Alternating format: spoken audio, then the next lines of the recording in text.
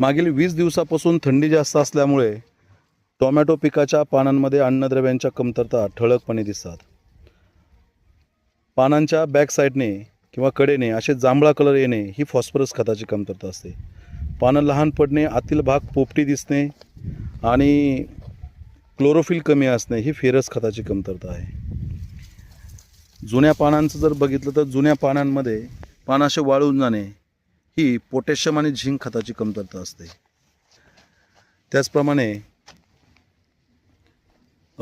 ही phosphorus खताची कमतरता दिसते.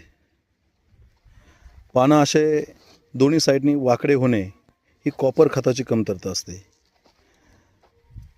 पानांमध्ये कडनी ग्रीनरी आणि आतमध्ये पिवळा कलर राहणे, पोपटी कलर राहणे ही मॅग्नीज खताची कमतरता असते.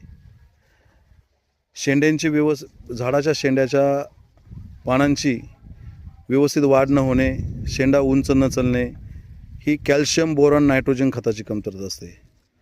फुलांचा देठ हा पिवळा पडणे ही कॅल्शियम, बोरॉन खताची कमतरता असते. फळांची फुगवण व्यवस्थित न होणे ही फॉस्फरस खताची कमतरता असते. फळांना टणकपणा येणे, कडकपणा येणे, साल न वाढणे ही कॅल्शियम, बोरॉन खताची कमतरता असते. शेतकरी मित्रांनो, या प्रतिकूल परिस्थितीमध्ये आपण